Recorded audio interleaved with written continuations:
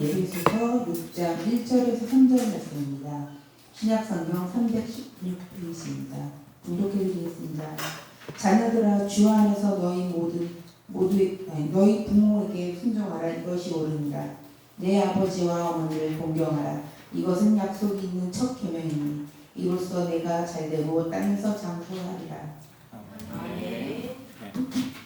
어버이 주일의 대표적인 그 말씀입니다. 오늘 성시교도도 오늘 이 에베소서 6장 1절에서 3절까지가 더 추가로 있는데 설교 본문 자체여서 성시교독에는 그냥 뺐습니다. 그래서 본문에 우리가 같이 집중하면 좋겠습니다. 우리 오늘도 또 초청주일 못지않게 오셔서 참 기쁘고 감사드리는데 또 이렇게 다 앞뒤 좌우 대체로 아는 분들이니까 참 잘 오셨습니다 하고 서로 인사해 볼까요? 참 잘 오셨습니다. 예, 사랑합니다. 축복합니다. 잘 오셨습니다. 그리고 또 보통 이런 인사도 있는데 저는 그렇게는 못 하겠더라고요.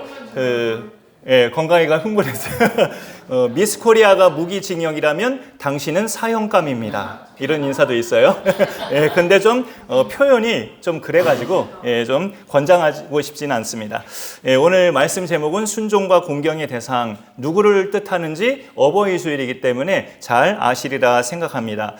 먼저 성경에서는 그 아버지의 극진한 사랑을 보여주는 예화가 있고 아들의 또 지극한 효심을 보여주는 그런 사건이 각각 있는데, 아버지의 사랑을 잘 보여주는 말씀은 오늘은 이제 에베소서지만 그 누가복음 15장에 집 나간 아들을 돌아올 때까지 매일 밖에 나가서 기다리던 그 아버지가 대표적인 성경의 아버지의 사랑을 보여주는 장면이에요.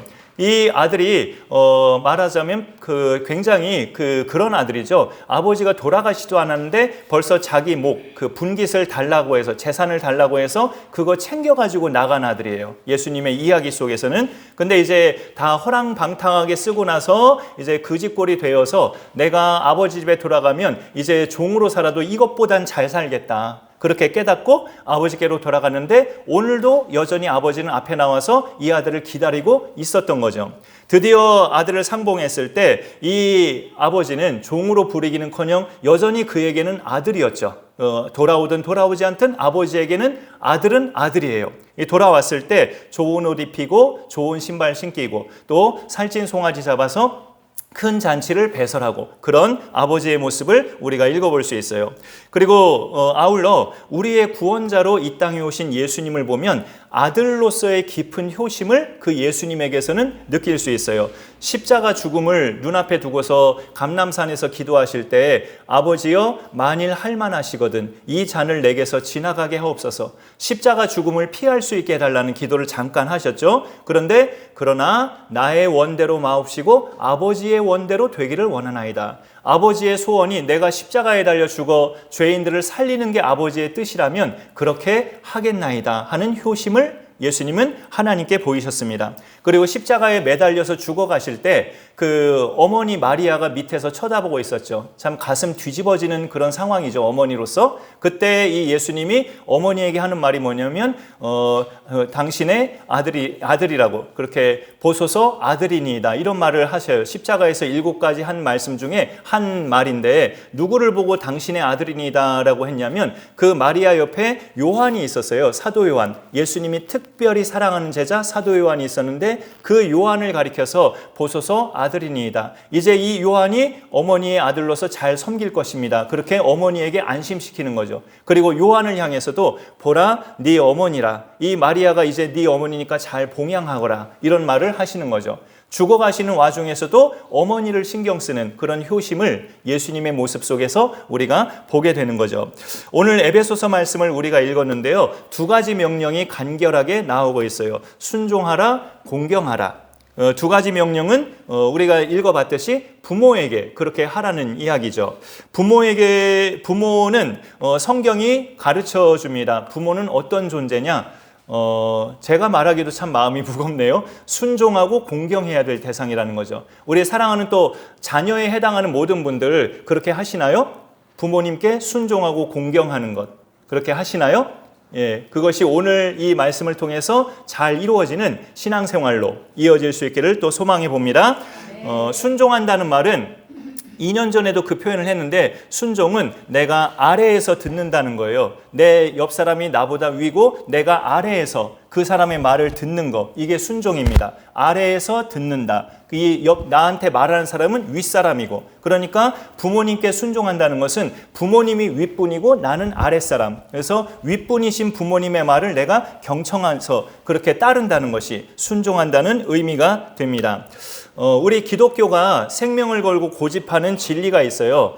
구원의 길은 오직 예수님뿐이라는 거죠. 구원의 길은 오직 예수 그리스도밖에 없다. 인간의 죄를 용서받고 구원을 얻는 길은 오직 예수님을 그리스도로 구원자로 믿는 것밖에 없다는 것을 우리는 성경 말씀 때문에 고집합니다. 우리가 만들어낸 고집이 아니고 우리가 그래서 생명을 걸고 지키는 진리예요. 왜냐하면 그게 옳기 때문이에요. 우리가 예수님으로만 구원의 길을 얻는다라는 이것은 하나님의 말씀이기 때문에 옳은 거죠. 그른 것이 아닙니다. 옳은 거기 때문에 우리는 목숨 걸고 지키는 거예요. 근데 성경의 말씀을 보니까 거기에 딸려진 옳은 것들이 또 여러 가지로 하나님이 말씀하시는데 그 중에 대표적인 것이 부모에게 순종하는 거래요. 부모에게 순종하라, 이것이 옳으니라. 옳다고 말을 해요. 이 부모 공경이나 순종은 솔직히 기독교에서만 가르치는 교훈은 아니죠. 어떤 종교든 어느 나라 어느 사회든 부모에게 순종하라는 것은 윤리적으로 가르칩니다. 그게 인간의 당연한 도리니까. 근데 우리 기독교의 다른 점이 뭘까요? 오늘 말씀에서 찾아본다면 주 안에서 순종하라는 겁니다. 주 안에서. 우리는 예수님을 나의 주님으로 구원자로 모시고 사는 신앙인들이에요. 어둠의 사람들로 우리가 예수님 모르고 살았었다가 예수님 믿고 주님의 나라로 옮겨진 하나님의 백성들. 그래서 주님의 나라로 옮겨진 하나님의 백성으로서 나를 구원하신 예수님의 통치 아래에서 부모님께도 순종하라. 그런 의미가 되겠습니다. 표현이 좀 복잡했지만, 그러니까 사실 따지자면 육신의 부모보다 나를 구원하신 주님이 더 우위에 있는 거죠. 그렇다고 우리가 오해하지 말아야 할 것이 뭐냐면 예수님을 믿는 그리스도인들은 육신의 부모를 제대로 공경하고 살지 않는다. 이런 어떤 성경의 이런 몇 가지 말씀들 때문에 예수 믿는 사람들 가만히 보면 육신의 부모를 소홀히 한다. 이런 것은 오해입니다. 성경은 그 어떤 말씀보다 하나님께서 살아계신 부모님께 효를 다하라는 명령을 하셔요. 살아계신 부모님께는. 그 어디에서보다 성경이 그걸 강조하고 있습니다. 예수 믿는 사람들은 나에게 육신의 부모를 주신 대상이 있다고 믿어요. 그가 누구냐? 하나님이죠. 내가 육신의 부모를 내가 운명적으로 이 엄마 뱃속에서 내가 태어났으니까 내 엄마가 된 거지 뭐. 이렇게 그냥 운명적으로만 간단히 생각하는 게 아니라 하나님이 그렇게 만나게 하신 거죠. 나와 엄마를 자식과 부모의 관계로 그렇게 만나게 하신 거죠. 그것을 예수 믿는 사람들은 인정하고 믿는단 말이에요. 그래서 부모는 하나님과 연계된 대상이기 때문에 하나님 말씀대로 부모에게 순종하는 것이 하나님께 순종하는 것임을 믿는 사람들은 잘 알고 있습니다. 이제 실천이 문제인 거죠. 그리고 주 안에서 부모에게 순종하라는 것은 이런 의미도 있어요. 오늘 에베소서 6장인데 이제 4절까지는 부모 자녀에 대한 명령이고 5절부터는 사회에서 일하는 종들이 상전에게 대하는 태도를 이렇게 당부하는 말씀인데 종들은 상전에게 이렇게 대하라라는 말씀이 있어요. 제가 성경책으로 7절에 보면 주께 하듯 하라고 그렇게 말하고 있어요. 자기 상전을 대할 때 주님을 섬기듯 섬기라고. 그럼 어떻게 해야 됩니까? 상전이 보는 데서만 일하는 척하는 게 아니라 상전이 안 계신 자리에서도 열심히 성실하게 일하는 거죠. 그게 주께 하듯 하는 겁니다. 근데 이 주께 하듯 하기를 부모님께도 그렇게 하라는 거예요. 그게 주 안에서 너희 부모에게 순종하라. 주님을 섬기듯이 부모를 그와 같은 마음으로 섬기라는 의미로 우리가 받아들일 수 있습니다.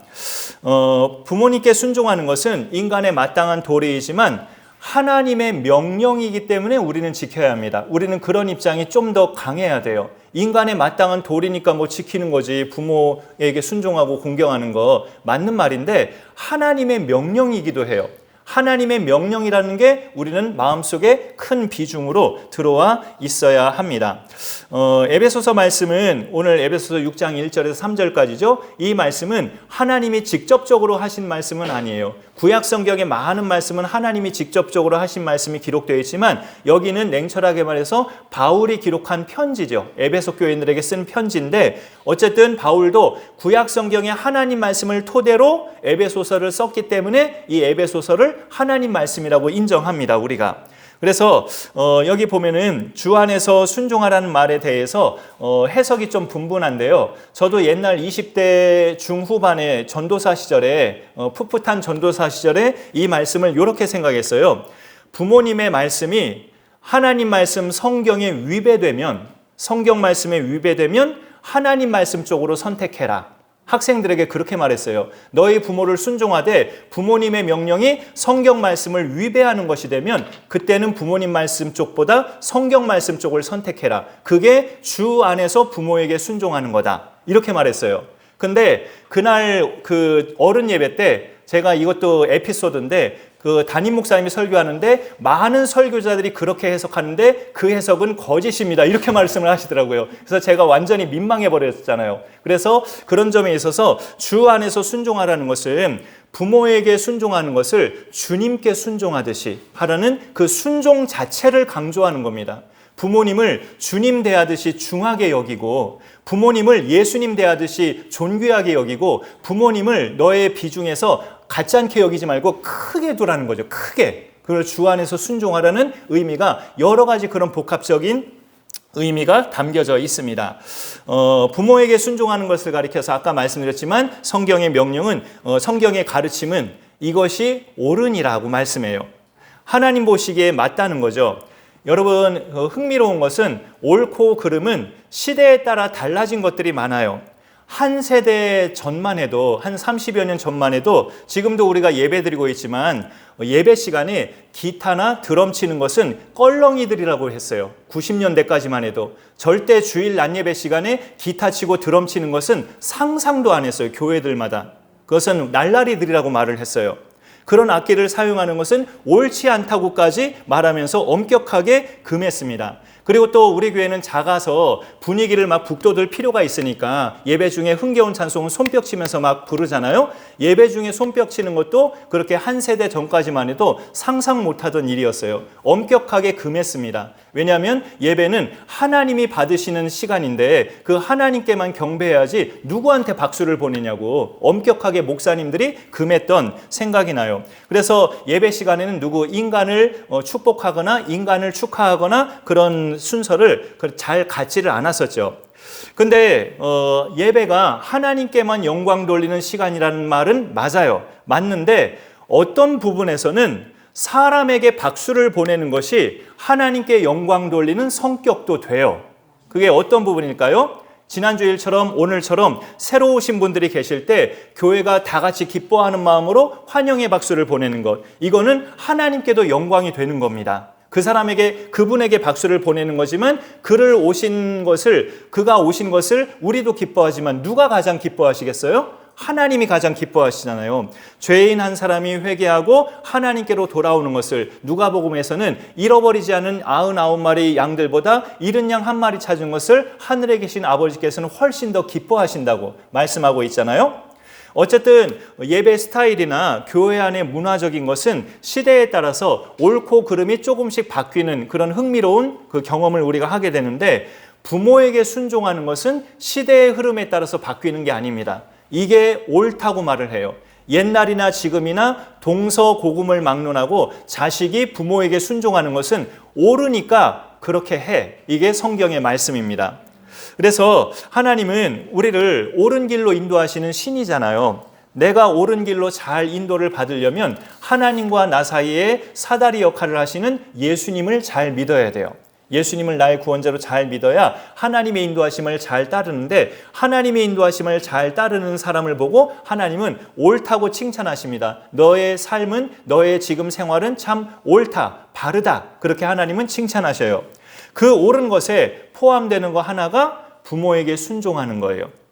자녀에 해당하는 성도님들은 주 안에서 부모에게 순종하는 그런 멋진 자녀가 되실 수 있기를 소망합니다. 또 부모님에 해당하시는 분들은 사랑하는 자녀들이 성경의 말씀 따라 또 하나님도 잘 섬기지만 하나님 섬김 가운데 하나가 부모에게 순종하는 거니까 그것도 잘 이끌어 주시는 지혜가 있으시기를 바랍니다. 그 순종과 더불어서 한 차원 더 깊은 명령이 나와요. 순종보다 한 차원 더 깊은 명령. 그거는 공경입니다. 공경. 2절로 넘어가죠. 네 아버지와 어머니를 공경하라. 이것은 약속에 있는 첫 계명이니라고 말씀합니다. 여기 보면은 바울은 이건 틀림없이 10계명에서 5번째 계명을 염두에 두고 여기에서 아버지와 어머니라고 풀어서 이렇게 표현했어요. 10계명에는 네 부모를 공경하라 이렇게 되어 있습니다. 순종이 여기 6장 1절에 자녀들아 할 때 이 자녀들아가 영어 성경에 children이라고 되어 있어요. 어린이들. 그러니까 어린 자녀들을 좀 더 염두에 둔 거죠. 순종이 어린 자녀들에게 염두에 둔 명령이라면 공경은 좀 더 장성한 자녀들에게 명령하는 그런 내용이라고 볼 수 있습니다. 장성한 자녀들. 저도 어버이면서 장성한 자녀죠. 여기 계신 우리 중년의 또 집사님들이나 성도님들 중에도 본인이 어버이면서 또 동시에 장성한 자녀이신 분들도 계십니다. 장성한 자녀들에게 당부하는 것은 네 부모를 공경하라예요. 순종은 부모가 나에게 이렇게 하라 말씀하실 때 내가 그대로 행한다는 것이 순종이고요. 공경은 한 차원 더 깊죠. 부모를 존경하는 겁니다. 부모를 존경하고 사랑하는 것이 담아있는 것이 공경이에요. 부모가 뭘 하라고 말씀하실 때 순종은 할 수 있어요. 근데 순종하고 나서 주먹을 불끈 쥐거나 이러거나 또 인상을 구기거나 하면 순종은 했지만 공경은 빠진 순종이 될 수 있죠. 그런 부모에게 순종할 때 순종은 누구나 할 수 있지만 공경이 담겨진 순종은 때로 어려울 수 있습니다. 사람들에게 이거는 조금 약간 삼천포로 빠지는 듯한 느낌일 수 들지 모르겠지만 당신은 어떤 유형의 사람을 좋아하십니까? 할 때 저는 이렇게 답변할 것 같아요. 예를 들어서 차가운 사람보다는 따뜻한 사람이요. 모난 사람보다는 둥글둥글한 사람이요. 신경질적으로 말하는 사람보다는 부드럽게 말하는 사람이요. 궁시렁궁시렁 하는 사람보다는 늘 긍정적으로 이렇게 사는 사람이요. 이렇게 표현할 것 같아요. 근데 성경 말씀을 보면 제가 이런 깨달음을 갖게 돼요. 옛날부터 종종 깨달았는데 차가운 사람이어도 모난 사람이어도 궁시렁궁시렁 하는 사람이어도 신경질적으로 말하는 사람이어도 하나님께서 사랑하시는 사람이 있더라고요. 그런 성향의 사람이어도 두 가지 사람이에요. 자기가 믿는 예수님을 남한테 계속 전하는 사람. 그런 사람을 하나님은 사랑하시고요. 두 번째, 부모를 공경하는 사람. 그런 사람들을 하나님이 사랑하시더라고요. 신경질적으로 말 잘하고 또 모나고 차갑고 매섭고 이런 성향의 사람이라도 남들에게 예수님 잘 전하고 부모를 공경한다면 그런 사람은 하나님이 사랑하시더라고요. 성경 말씀을 보니까 인간의 성향에 상관없이 말씀을 따라 사는 그런 중요한 부분에서 말씀에 순종하는 사람을 하나님은 사랑하시더라고요.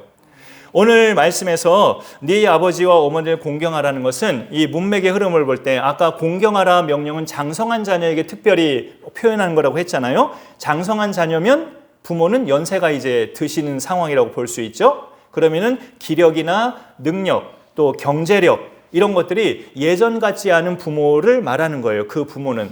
그러면 이 세상은 여러분 어떻습니까? 사람들이 만약에 누군가에게 굽신거리고 그 사람에게 잘 보이고 비위를 맞춘다면 왜 그럴까요? 그 사람이 힘이 있기 때문에 그렇죠. 그 사람이 어떤 돈이 많거나 권력의 자리에 앉아 있거나 어떤 나를 좌지우지할 수 있는 그런 사람이거나 할 때 우리는 그 사람의 비위를 맞추고 잘 보이려고 애쓰고 그럴 수 있어요. 근데 씁쓸한 게 자녀가 부모도 경우에 따라서 그렇게 대할 수 있다는 거죠. 부모가 많이 가졌거나 힘이 있으면 부모님이 하시는 말씀마다 중하게 여기고 정말 잘 따르고 했는데 이제는 부모가 가진 것도 없고 힘도 없고 그럴 때는 부모의 말이 이제 귓등으로 들릴 수 있어요. 그런 부분을 우리가 주의하라는 거죠. 네 부모를 공경하라는 것은 부모가 아무것도 없어도 부모를 중히 여기라는 뜻입니다. 잠언 말씀, 오늘 추가 말씀 2개 준비했는데 그 중에 잠언 말씀 하나 보실까요?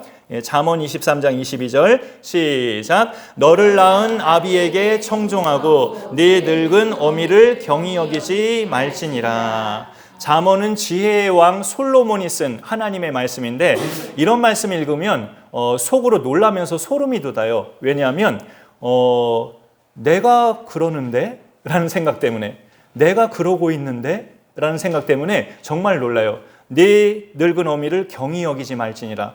야, 사람의 속을 정말 하나님은 꿰뚫어 보시는구나. 정말 속을 잘 하시는구나. 하나님은 사람의 속을. 그래서 저런 말씀을 우리에게 남기시는구나. 얼마나 사람이 저러면, 얼마나 저런 사람들이 많으면 성경에 저런 말씀이 있을까. 정말 소름 돋게 충격적으로 놀라요. 저런 말씀 볼 때마다. 이제 연세 드시고 힘이 없다 해도 절대 부모를 경히 여기거나 부모의 말씀을 우습게 여기거나 하지 말라는 거예요.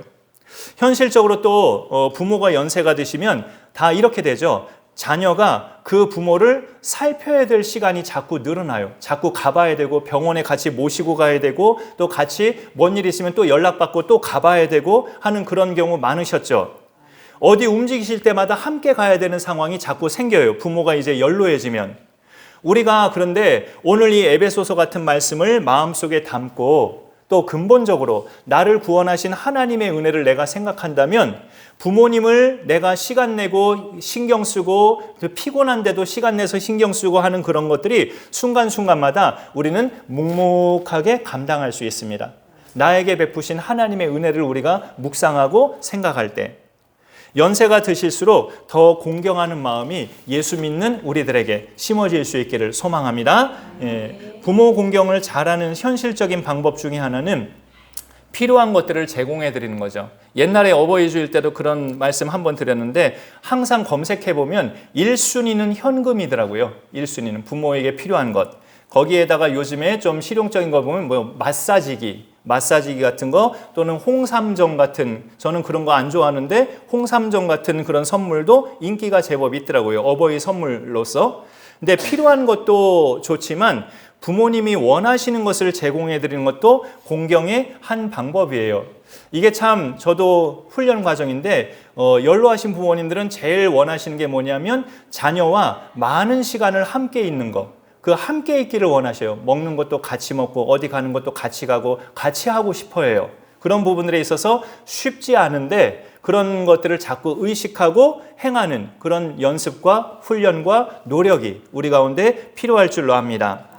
사실 자녀가 또 물질적으로 넉넉하지 못한 경우는 그렇게 마음껏 해드리기 어려울 수도 있죠. 근데 또 대부분의 가정을 보면 뒤집어 놓고 볼 때 자녀를 위해서 투자는 정말로 집까지 팔아가면서 하는 경우도 있지 않겠어요?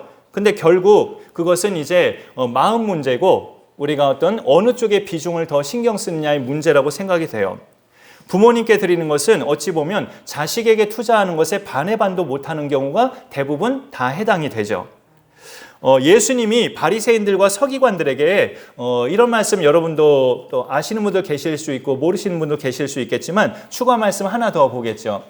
보면 좋겠습니다. 조금 긴데 우리 같이 한 번 더 읽어보겠습니다. 시작. 너희는 이르되 사람이 아버지에게나 어머니에게나 말하기를 내가 드려 유익하게 할 것이 고르반 곧 하나님께 드림이 되었다고 하기만 하면 그만이라 하고 자기 아버지나 어머니에게 다시 아무것도 하여 드리기를 허락하지 아니하여. 말씀이 좀 꼬이는 듯한 느낌도 있는데 저 중간에 고르반이라는 단어가 나왔어요. 뜻은 드림이에요. 드림. 하나님께 드려진 것. 그것을 고르반이라고 이렇게 표현했어요. 내가 어떤 돈이나 물건에 대해서 이것은 고르반 하고 이렇게 찍어 놓으면 그건 반드시 하나님께 드려야 하는 것이었어요. 근데 다른 용도로 절대 쓰일 수가 없는 거였죠. 근데 자녀 중에 그런 자녀가 발생한다는 거죠. 자기가 갖고 있는 어떤 물질이나 물건에 대해서 고르반이라고 이렇게 외치면서 이거는 하나님께 드리기로 서원한 것이기 때문에 부모님께는 드릴 수가 없다 하면서 그 고르반이라는 관습이 그런 자녀들을 만들어냈다는 거예요. 하나님께는 열심히 드리는데 부모에게는 소홀히 하는 것. 그러면은 하나님께서 그렇게 받으시는 그 사람의 그 자녀의 물질을 하나님이 기쁘게 받으실까라는 생각도 들어요. 부모를 소홀히 하면서 나는 하나님께 오늘 드릴 거 드렸어 하고 이렇게 드리는 것만 집중하면 그것을 하나님이 또 기쁘게 받으실까라는 생각도 가져봅니다. 우리가 성경의 말씀을 믿는다면 오늘 에베소서 6장의 말씀도 믿으시기 바랍니다. 내 형편이 넉넉하지 않아도요, 부모 공경은 약속 있는 첫 계명이라고 바울이 표현을 해요. 그 약속 있는 첫 계명이 뭐냐? 3절에 보니까 네가 잘되고 땅에서 장수하리라. 잘 된다는 것은 분명히 경제적인 부분까지 포함해서입니다. 네가 어려운 중에도 부모 공경을 소홀히 하지 않으면 너는 땅에서 잘 된다라는 게 약속이에요. 그 잘됨 속에는 경제적으로 또 하나님께서 회복시켜 주시는 것이 당연히 포함되는 거죠. 여기 우리 예수 믿는 사람들은 성경 전체로 보면 천국과 영생, 내세의 복이 주로 약속된 걸로 많이 인식이 되지만 현세의 복도 예수 믿는 자들에게 분명히 있죠. 특히 부모를 공경하는 자에게 하나님은 현세의 복을 뚜렷하게 약속하십니다. 네가 잘되고 땅에서 장수하리라. 이런 말도 있잖아요. 장수하면 뭐해? 돈 없고 건강하지 못하면 그게 복인가? 재앙이지. 이런 말도 일리 있어요. 그런데 아버지와 어머니를 공경하는 자는 잘 되면서 장수한대요. 그냥 장수가 아니고. 그 잘됨 속에는 또 뭐가 있을까요? 그 자녀의 건강함 속에서 그렇게 부모 공경을 장수할 수 있다는 거죠. 부모를 공경한 자녀들은. 그런 점에 있어서 잘 된다는 것은 굉장히 복합적입니다. 신앙도 그렇고 건강 면에서나 물질적인 면에서나 어렵지 않게 그 자녀들은 살아갈 수 있게 된다는 거죠. 장수하면서. 그리고 예수 믿는 사람이 장수하는 것은 어떤 유익함이 있나요? 일반 예수 안 믿는 사람들이 장수하는 것은 그냥 이 세상에서 목숨이 더 연명되는 의미밖에 어쩌면 없다고 볼 수 있지만 예수 믿는 사람들이 장수하는 것은 이 세상에 하나님 나라의 일을 조금 더 하는 거예요. 조금 더 하는 겁니다. 예배를 조금이라도 더 드리는 거고 장수하면 교회를 그만큼 더 길게 섬기는 거고 거동이 가능한 한 전도도 좀 더 할 수 있고 그렇게 살아가면서 장수하면 복이죠. 복. 부모를 공경하는 가정은 대체적으로 그 가정도 화목하고 그 자녀들이 수와 복을 누린다고 성경은 약속합니다. 우리 강선한교회 가정들마다 오늘의 말씀을 잘 행하면서 살아가시는 은혜가 있기를 소망합니다. 하나님께서 주신 육신의 부모님을 잘 섬기는 일은 하나님이 무엇보다 기뻐하시는 일이에요. 순종과 공경을 통해 우리 성도님들 모두가 천국이라는 내세의 복뿐만이 아니라 이 땅에서 잘 되고 장수한다는 현세의 복까지 받아 누릴 수 있기를 간절히 축복합니다. 우리 찬양 한번 같이 부르고요. 그 사랑 얼마나 찬양 한번 부르고